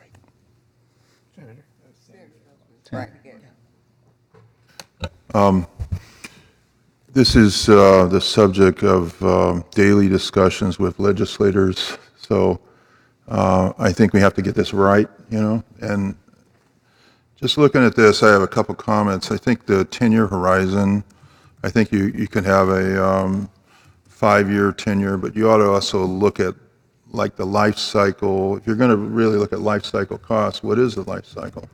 It's not 10 years, it's longer than that, so let's look at the life cycle. And what I think obviously the issue is how effective can you project your expenditures over a life cycle of a facility. Second thing is the bridges and the other structural elements have life cycles that are different than roads. I mean, there's different life cycles. So you have bridges that have longer life cycles. I hope our Bay Bridge isn't a 10-year bridge. I don't want to have to go through that again. For example, I hope that lasts a long time. I think that when you look at performance indicators, you're looking at your cost effectiveness for a life cycle. That's what you want. That's the sweet spot you want. So you have to look at, from my colleague's standpoint, how much money would it be to have a very performance-oriented life cycle cost, fiscally accountable, best practice versus what we have today? What's the gap between the two of those? And another comment, I don't have good eyes, so I was kind of like looking at your map of California and the pavement classes. It seems to be a little bit flaky in terms of your classifications, at least in my county, because I see roads that are, they call them pavement class 2, that are like big urban freeways. And I'm kind of wondering, why is that? I mean, you have these freeways like 85, 87, Highway 17 going to Santa Cruz. That's, you got 90, 100,000 people a day on those roads. So what is the story there? So, these classifications are important because they will generate financial decisions when we make allocations to upgrading road, priority setting, all those kinds of factors. So those are my comments. You have to have a fiscal constrained model and compare it with a life cycle model. I mean, this is kind of like a halfway in between. Okay, I'm just, I've studied this to death over the, we're arguing with our colleagues about how we want to have the best practice, and that's what we should be our goal. But we should look at where we are now and where we can go. And then I have to tell you, the big question is, well, what's the money cost for the differential?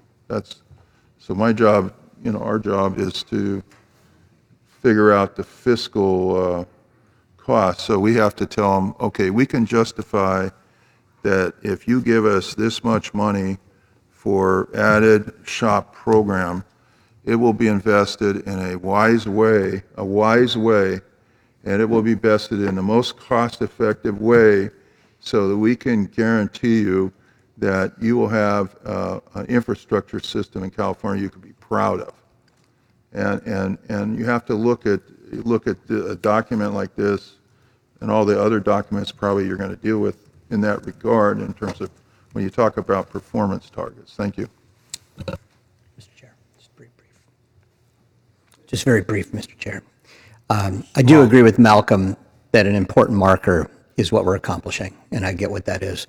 But I think that we owe it to the public, the legislature, and the administration to point out what we're not accomplishing and what it's going to take to get there. And I know Mr. Gilmetti worked on that in 2011, and I know we talking about that. But again, when I see these things, I don't disagree with you, Malcolm, but I just think it's very important that this commission owe it to the governor, the legislature, and the public as to what still needs to be done, because they're driving the roads every day and we're trying to move goods. Thank you. This is an action item. There's a motion by Madaffer, second by Dunn. Further questions or comments? All in favor, please say aye. Aye. Opposed? Ayes have it. Okay, what we're going to do is we're going to take a 9-minute break. We'll be here at 10 minutes after 3.